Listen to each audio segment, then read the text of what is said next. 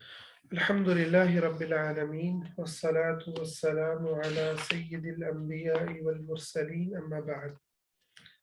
ہم یہ باب پڑھ رہے ہیں 21 نمبر باب ہے باب رفع العلم وظہور الجہل، اور اس میں یہ دوسری حدیث ہے جس کے راوی انس رضی اللہ تعالی عنہ ہیں۔ وہ کہتے ہیں لأحدثنکم حدیثا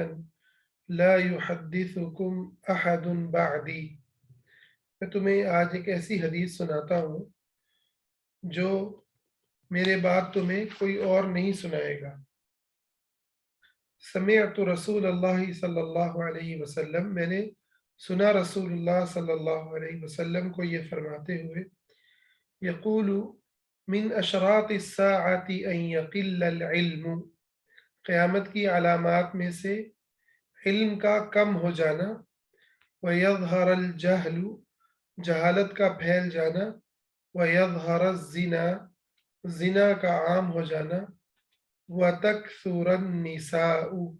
عورتوں کا زیادہ ہو جانا، وَيَقِلَّ الرِّجَالُ،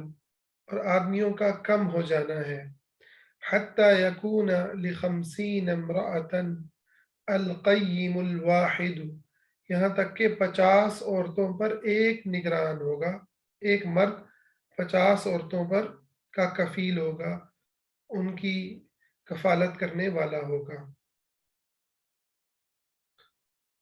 تو یہ حدیث جو ہے اس کے اندر بھی جو اس طرح پچھلی حدیث میں علم کے کم اور جہالت کے پھیل جانے کا تذکرہ تھا، اس کے اندر بھی اسی چیز کا ذکر ہے۔ اور علم کا جو کم ہونا ہے اس کی تشریح علماء کی موت ہے، کہ جو علم والے ہیں زمین سے ہی اٹھا لیے جائیں گے، علماء کی موت ہو جائے گی، اور جو منبر و محراب ہے ان لوگوں کے ہاتھ میں آئے گا کہ جو علم نہیں رکھتے، تو لوگوں کو بھی گمراہ کریں گے، خود بھی گمراہ ہوں گے، اور زنا عام ہو جائے گا۔ یہ علامت ہے اللہ رب العزت کی بغاوت اور نافرمانی کی، اور یہ اس زمانے میں خاص کر کے ہم دیکھ رہے ہیں کہ یہ جو زنا کا معاملہ ہے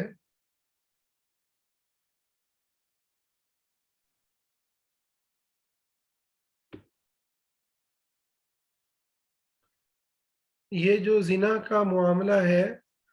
وہ معاشرے کے اندر عام ہوتا چلا جا رہا ہے،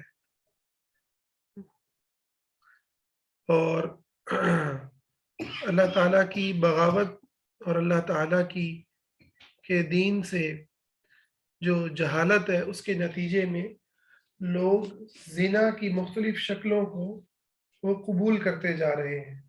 زنا کی کچھ شکلیں تو بڑی صریح ہیں جو واضح طور پر زنا اور بدکاری کے اندر آتی ہیں، اور کچھ چیزیں ہیں جو زنا کی طرف لے جانے والی ہیں۔ وہ آپ دیکھیں کہ ابھی جس طرح سے یہ سوشل میڈیا پہ ریلز اور بہت زیادہ چیزیں جو 1 منٹ اور 5 5 4 4 منٹ کی جو واہیات ویڈیوز جو ہیں وہ اب آپ نہ بھی چاہیں تو بھی آپ کی نگاہوں کے سامنے وہ ڈال دیتے ہیں۔ اس طرح کے جو اشتہارات ہیں اور اس طرح کی ویڈیوز وہ عام ہو چکی ہیں، تاکہ میں نے فیس بک کے اوپر جب نیا اکاؤنٹ ایک بنایا تو اس کے اوپر مجھے خاصی محنت کر کے ان آنے والی جو پیج ہیں، رینڈم پیج جو ہیں، ان کو بند کرنا پڑا۔ تو میں حیران ہوا کہ اگر آپ اس کے اوپر کام نہیں کریں گے تو وہ آپ کو دکھاتا رہے گا برائی کی چیزیں۔ تو یہ بہت ہی خطرناک چیز ہے جو اس دور میں سوشل میڈیا کی شکل میں اور ان چیزوں کی صورت میں زنا کو پھیلانے کے جو اسباب ہیں انہیں عام کیا جا رہا ہے، اور اس کو فریڈم کے نام پر، اظہار رائے کی آزادی کے نام پہ، اور اس طرح کے دیگر خوبصورت نعرے لگا کر جو اللہ کی یہ بغاوت ہے اور بے حیائی کی جو چیزیں ہیں انہیں پھیلایا جا رہا ہے۔ تو اس چیز سے ہمیں جو ہے خبردار رہنا چاہیے اور اپنے آپ کو بچا کے رکھنا چاہیے۔ اور اصل تو اس کا علاج وہ اجتماعی سطح پر اللہ کے دین کا قیام ہی ہے، اجتماعی سطح پر برائی کو روکنا ہے۔ جب تک اجتماعی کاوش نہیں ہوگی، جب تک سیاسی سطح پر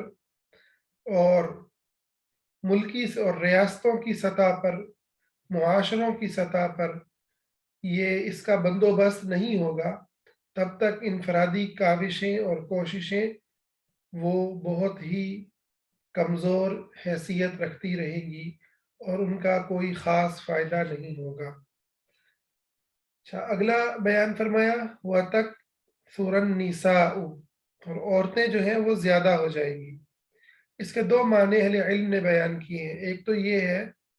کہ عورتوں کے ہاں بچوں کی جو ولادت ہے اس میں عورتیں زیادہ پیدا ہوں گی، اور دوسرا معنی جو ہے وہ زیادہ درست لگتا ہے کہ یہ اشارہ ہے جنگوں کی طرف، کہ فتنے اور جنگیں ہوں گی جس کے اندر جو جنگ لڑنے والے میں جو مرد ہیں، مردوں کی بڑی تعداد جو ہے اس کے اندر قتل ہو جائے گی۔ اور اس بات کو نبی علیہ السلام نے ایک اور حدیث کے اندر بھی بیان فرمایا کہ حرج ہوگا۔ اور حرج کیا ہے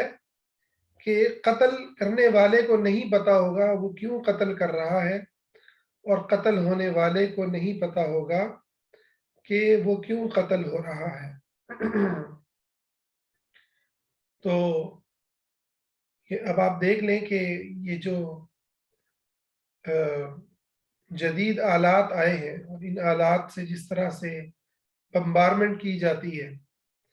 نہ قتل کرنے والے کو پتا نہ قتل ہونے والے کو پتا، تو یہ ایک بہت بڑا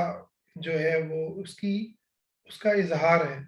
پہلے زمانوں میں آپ اپنے دشمن کو چن کے اس پہ تلوار کا وار کیا جاتا تھا یا اس کو تیر سے مارا جاتا تھا، اس کو نشانہ بنایا جاتا تھا۔ اور اب آپ دیکھیں کہ دشمنی اگر دو لوگوں کی ہو اور دو طاقتوں کی ہو تو اس کے اندر عام لوگ وہ بلا جو ہے گناہ مارے جاتے ہیں، خاص کر کے جو صلیبیوں نے، اللہ کے دشمنوں نے، امریکہ اور ان کے پیروکاروں نے جو کچھ افغانستان میں کیا، اس کے اندر یہ بڑی واضح مثال ہے۔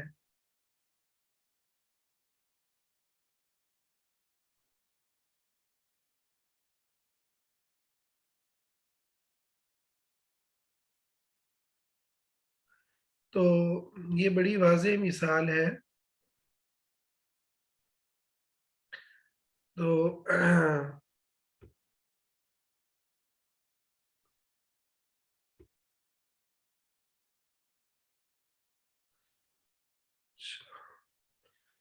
تو یہ ایک بہت ہی اور یہ بہت زیادہ عام ہے ہمارے معاشرے کے اندر جو یہ معاملات ہوئے ہیں، کہ آپ دنیا کے اندر دیکھیں کہ دنیا میں اس وقت جو جنگیں ہیں اور ان کے اندر جس طرح سے انسانوں کا قتل ہوتا ہے، وہ اس کی بڑی واضح اس حدیث کی امپلیمنٹیشن ہے کہ قتل عام ہو جائے گا، نہ قتل کرنے والے کو پتا اور نہ قتل ہونے والے کو پتا کہ وہ کس جرم کے اندر قتل کیا گیا۔ اس کے نتیجے میں عورتیں پیچھے رہ جائیں گی، اور 50 عورتوں پر کا جو کفیل ہے ان کے لیے کمانے والا، ان کے لیے محنت کرنے والا وہ ایک مرد ہوگا۔ اس سے یہ بھی پتہ چلتا ہے کہ اللہ تعالیٰ نے کمانے کی بنیادی ذمہ داری مرد پر ڈالی ہے، اور عورت کے لیے کمانا اگرچہ جائز ہے مگر وہ اس کی ذمہ داری نہیں ہے، کہ وہ اس کی ذمہ داری نہیں ہے۔ تو اچھا جی، اس کے بعد اگلا باب ہے باب فضل العلم، علم کی فضیلت کا بیان۔ اس کے اندر راوی ہیں ابن عمر رضی اللہ تعالی عنہ، وہ فرماتے ہیں قال سمعت رسول اللہ صلی اللہ علیہ وسلم، میں نے رسول صلی اللہ علیہ وسلم کو سنا، قال آپ نے فرمایا بینا انا نائم اتیت بقدح لبن کہ میں سویا ہوا تھا تو مجھے ایک جو ہے وہ ایک برتن دیا گیا دودھ کا، اور مجھے جو دودھ کا برتن دیا گیا فشربت حتى انی لأرى الري یخرج فی اظفاری، تو میں نے اس دودھ کو پیا اور اتنا پیا کہ میں نے دیکھا کہ سیرابی جو ہے وہ میرے ناخنوں سے ظاہر ہونے لگی ہے، یعنی دودھ میں نے اتنا پیا کہ گویا میرے ناخنوں سے اب وہ نکلنے لگا ہے۔ تو ثم اعطیت فضلی عمر بن الخطابی، پھر میں نے اپنا بچا ہوا جو دودھ تھا وہ عمر بن خطاب رضی اللہ عنہ کو دے دیا۔ قالوا فما اولتہ یا رسول اللہ، صحابہ نے کہا اے اللہ کے رسول صلی اللہ علیہ وسلم آپ نے اس کی کیا تعبیر فرمائی؟ قال العلم، فرمایا اس کی تعبیر میں نے علم کی ہے۔ تو یہ حدیث جو ہے وہ علم کی فضیلت پر اور علم کے اندر حضرت عمر رضی اللہ تعالی عنہ کا جو مقام اور مرتبہ ہے ان کی فضیلت کو بیان کرتی ہے کہ اللہ رب العزت نے انہیں کتنا بلند مقام عطا فرمایا کہ نبی صلی اللہ علیہ وسلم نے دودھ کو پیا اور آپ کے پینے کے بعد آپ نے بچا ہوا دودھ عمر رضی اللہ تعالیٰ عنہ کو عنایت فرمایا۔ تو ہر صحابی کی کچھ ایسی فضیلت ہے جو اس کے ساتھ خاص ہے، لیکن اس فضیلت سے اس کی جو کلی حیثیت ہے وہ متعین نہیں ہوتی۔ مثال کے طور پر امت مسلمہ اور اہل سنہ والجماعہ امت کے اندر وہ اس بات پر متفق ہیں کہ سیدنا جو ہیں سیدنا ابو بکر رضی اللہ تعالیٰ عنہ کا جو مقام ہے وہ حضرت عمر رضی اللہ تعالیٰ عنہ سے زیادہ ہے۔ عمر رضی اللہ تعالیٰ عنہ کا مقام و مرتبے سے سیدنا ابو بکر کا مقام زیادہ ہے، لیکن اس حدیث کے اندر جو اس حدیث میں حضرت عمر رضی اللہ تعالیٰ عنہ کی علم کے حوالے سے ایک خاص مقام اور مرتبہ بیان ہوا ہے۔ تو اس کا مطلب یہ ہے کہ ہر صحابی کا ایک خاص مقام ہے جس کے اندر دوسرا صحابی شامل نہیں ہوتا، لیکن اس سے اس کی کلی جو حیثیت ہے وہ متعین نہیں ہوتی۔ ہم اس حدیث کی بنیاد پہ یہ نہیں کہہ سکتے کہ حضرت عمر چونکہ نبی علیہ السلام نے اپنا بچا ہوا دودھ حضرت عمر کو دیا، لہٰذا اس حدیث سے یہ ثابت ہوتا ہے کہ حضرت عمر رضی اللہ تعالیٰ عنہ کی فضیلت یا ان کا مقام ابو بکر رضی اللہ عنہ سے زیادہ ہے، ایسا ہم نہیں کہہ سکتے۔ البتہ اس حدیث میں جو آپ کی فضیلت بیان ہوئی ہے، جس خاص پہلو سے آپ کا مقام بیان ہوا، یقیناً اس کے اندر کوئی اور ان کے برابر کا نہیں ہے، ٹھیک ہے۔ تو دوسری چیز اس کے اندر خواب کا ذکر ہے، تو خواب کے حوالے سے اس کے اندر ایک بڑی کچھ باتوں کو سمجھ لینا چاہیے، اور ہمارے ہاں بہت زیادہ لوگ خواب کی تعبیر پوچھتے ہیں اور پھر وہ تعبیر الرؤیا نامی جو ایک کتاب ہے اس میں جا کر کے دیکھ لیتے ہیں۔ تو اس حوالے سے ایک بات کو اچھے سے سمجھنا چاہیے کہ خواب کی تعبیر کا کوئی دو ٹوک جو ہے وہ علم نہیں ہے کہ آپ کہیں کہ دودھ دیکھا ہے تو یہاں پر اس کا معنی ہمیشہ علم ہی ہوگا، جیسے اب اس حدیث میں آپ صلی اللہ علیہ وسلم نے اس کی جو تعبیر ہے وہ علم سے فرمائی، لیکن آپ چونکہ اللہ کے نبی ہیں اور آپ کے خواب حق اور سچ ہیں، ٹھیک ہے، لیکن آپ نے ایسا نہیں کہا کہ اس کو کوئی قاعدہ اور اصول نہیں بتایا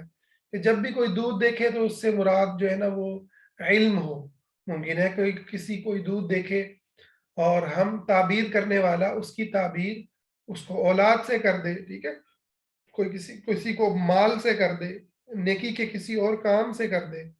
تو اس کے اندر کوئی ایسا اصول اور ضابطہ نہیں ہے، اس لیے اس کے اندر یہ کہا گیا ہے کہ آپ کسی علم والے سے، بزرگ سے، جو آپ کا خیر خواہ بھی ہو، بدخواہ نہ ہو، آپ اس سے تعبیر پوچھیں، اور وہ آپ کی اچھی تعبیر آپ کو بتائے گا کہ جو آپ کے لیے جو خیر اور بھلائی پر مشتمل ہوگی۔ اور اگر کسی جاہل سے پوچھیں گے، وہ ممکن ہے کہ گوگل پہ جا کے سرچ کرے اور وہاں پر جو ہے نا کوئی اچھی بری جو بھی اس کو نظر آئے وہ تعبیر کر دے، اور اس سے انسان کے دل کے اندر غم، تکلیف جو ہے وہ انسان کو ملے، تو یہ چیز جو ہے وہ درست نہیں ہے۔ تو اس لیے تعبیر کا علم کوئی ایسا علم نہیں ہے جس کو آپ کہیں کہ یہ کوئی کہتے ہیں نسل در نسل سینوں سے چلے آنے والا علم ہے، یہ بھی غلط تصور ہے، اور کوئی اس میں کلیہ اور قاعدہ بھی نہیں ہے، اور یہ ہر انسان کی اپنی کیفیت، اپنے حالات، ٹھیک ہے، اپنی صورتحال کے اعتبار سے مختلف بھی ہو سکتا ہے، کہ اس لیے تعبیر اس سے پوچھیں جو آپ کی پوری کیفیت کو جانتا ہے، کہ جو آپ کے پورے حالات کو جانتا ہے، کم از کم اس کو اپنے حالات بتائیں، کہ جس کو آپ کے حالات کا نہیں پتا، جس کو آپ کی کنڈیشن کا نہیں پتا، آپ کی آپ کے اسٹیٹس کا نہیں پتا، کہ کسی آپ پریشانی میں ہیں اس کا نہیں پتا، وہ تعبیر بتانے کے اندر وہ ممکن ہے کہ وہ غلط آپ کی تعبیر بتا دے، ٹھیک ہے۔ تو یہ ایک اصول جو ہے خوابوں کی تعبیر کے حوالے سے مد نظر رہنا چاہیے۔ اچھا، اس میں ایک تیسری بات یہ ہے کہ دودھ جو ہے وہ پینا بہرحال بڑی ہی اچھائی اور نیکی کی علامت ہے، اور اس کا ایک اور حدیث کے اندر بھی ذکر آیا ہے کہ نبی علیہ الصلوۃ والسلام کے اوپر آپ کو دودھ بھی پیش کیا گیا اور غالباً شراب پیش کی گئی، تو آپ نے دودھ کو چنا، ٹھیک ہے۔ تو دودھ جو ہے وہ جنت کے اندر بھی اللہ تعالیٰ نے جب ذکر کیا ہے تو دودھ کا بڑا خوبصورت انداز کے اندر قرآن مجید میں ذکر فرمایا ہے، اور اسی طرح دودھ کا ویسے بھی اس کا جو سفید رنگ ہے اور اس کا بابرکت ہونا اور قرآن مجید میں اس کا تذکرہ ہونا، یہ کیسے جو ہے وہ خون اور گوبر کے درمیان میں سے اللہ تعالیٰ اس کو نکالتے ہیں، یہ جو ساری اللہ تعالیٰ کا اس کو اپنی آیات اور اپنی نشانیوں کے طور پر ذکر کرنا، یہ اس کی خیر و برکت کی علامت ہے، ٹھیک ہے، خیر و برکت کی علامت ہے۔ اچھا جی، اس کے بعد ہم اگلے باب پہ چلتے ہیں۔ باب الفتیا وهو واقف على الدابة وغيرها، کہ آپ کسی بھی سواری پر سوار ہو کر کھڑے ہوں، یعنی اس پر آپ سوار ہوں اور آپ سے سوال کیا جائے اور آپ فتویٰ دیں، یعنی کسی عالم کا سواری کو کھڑا کر کے اس پر بیٹھے بیٹھے فتویٰ دینا، تو اس کے لیے دلیل کے طور پر حدیث لائے ہیں عبداللہ بن عمر بن عاص کی رضی اللہ تعالی عنہ، وہ کہتے ہیں نا رسول اللہ صلی اللہ علیہ وسلم وقف فی حجۃ الوداع بمنن للناس یسألونہ، کہ آپ صلی اللہ علیہ وسلم اپنے آخری حج کے اندر مینا میں کھڑے ہوئے لوگوں کے لیے کہ لوگ آپ سے سوال کریں۔ فجاءہ رجل، تو ایک آدمی آیا، فقال لم اشعر، اور وہ کہنے لگا کہ مجھے خیال نہیں رہا، فحلقت قبل ان اذبح، اور میں نے اپنا سر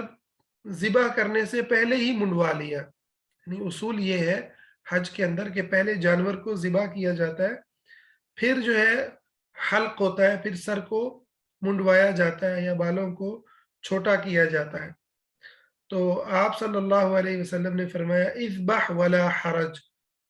کہ تم اب ذبح کر لو، کوئی حرج نہیں۔ فجاء آخر، ایک اور آدمی آیا، فقال لم اشعر فنحرت قبل ان ارمی، میں نے رمی سے پہلے، یعنی وہاں جو جمرات ہیں ان کو کنکر مارنے کو رمی کہتے ہیں، جمرات کے اوپر، جسے ہم اردو میں کہتے ہیں نا شیطان کو پتھر مارنا، تو وہ جو جمرات ہیں انہیں شیطان نہیں، ان کو جمرات کہتے ہیں۔ تو جمرات کو پتھر مارنے سے پہلے وہ کہتے ہیں میں نے جو ہے وہ ذبح کر لیا ہے جانور، تو آپ صلی اللہ علیہ وسلم نے اس کو فرمایا ارمی ولا حرج، کہ تمہیں اب جو ہے وہ رمی کر لو، کوئی حرج نہیں۔ تو عبداللہ بن عمر رضی اللہ تعالیٰ عنہ کہتے ہیں فما سئل النبی صلی اللہ علیہ وسلم عن شیء قدم، ہاں آ جاؤ،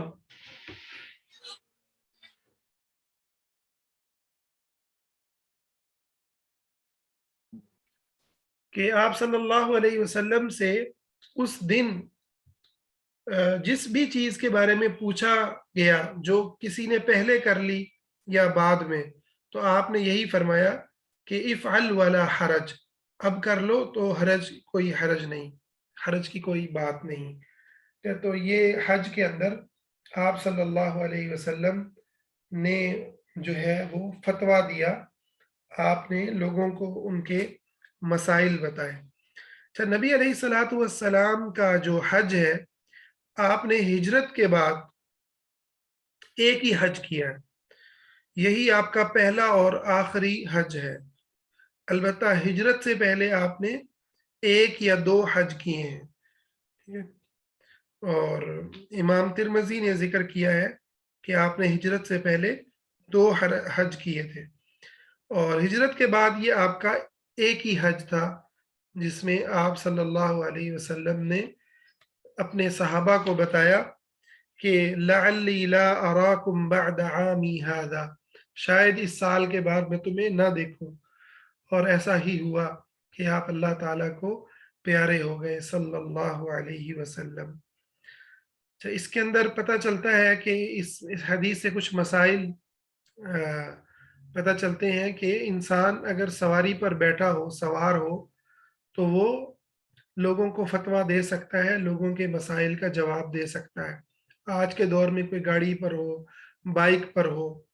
تو وہ لوگوں کو فتویٰ دے سکتا ہے، یا وہ لوگوں سے بلند کسی مقام پر ہو، جیسے ممبر پر ہو، کسی بلند جگہ پر ہو، تاکہ لوگ اس کو سن سکیں، دیکھ سکیں، تو یہ چیز سنت سے ثابت ہوتی ہے۔ تو اسی طرح سے دوسری چیز حج کے حوالے سے اس کے اندر کچھ چیزوں کا ذکر کیا گیا ہے، تو اس سے بھی پتہ چلتا ہے کہ حج کے مناسک میں اگر کچھ چیزوں میں تاخیر ہو جائے یا ترتیب کو بدل دیا جائے، تو بعض چیزوں کے اندر جو ہے وہ اس کے اندر کوئی حرج نہیں ہے، اس کے اندر وسعت ہے۔ اس کی تفصیل کو انشاءاللہ آپ حج کے باب کے اندر جو ہے وہ پڑھیں گے۔ اور اس سے یہ بھی پتہ چلتا ہے کہ نبی صلی اللہ علیہ وسلم کا جو اسلوب تھا، آپ صلی اللہ علیہ وسلم کا جو انداز تھا، وہ لوگوں کی آسانی پیدا کرنے کی طرف تھا، کہ آپ لوگوں کے لیے آسانی فرماتے تھے۔ اور انسان کا بھول جانا، یہ بھی پتہ چلتا ہے کہ دین کے اندر وہ بھی معاف ہے۔ اسی لیے اللہ تعالیٰ نے جب مومنین نے یہ دعا کی کہ ربنا لا تؤاخذنا ان نسینا او اخطأنا، اے اللہ اگر ہم بھول جائیں یا خطا کر دیں تو ہماری پکڑ نہ کرنا، تو اللہ تعالیٰ نے اس کا جواب دیا کہ میں نے تمہاری بات کو قبول کر لیا، میں تمہاری بات کو میں نے قبول کر لیا۔ تو اس کی عملی اظہار یہ حدیث بھی ہے۔ اسی پر آج ہم اکتفا کرتے ہیں، انشاءاللہ اگلا ہم باب انشاءاللہ کل پڑھیں گے۔ جزاکم اللہ خیر، السلام علیکم ورحمۃ اللہ۔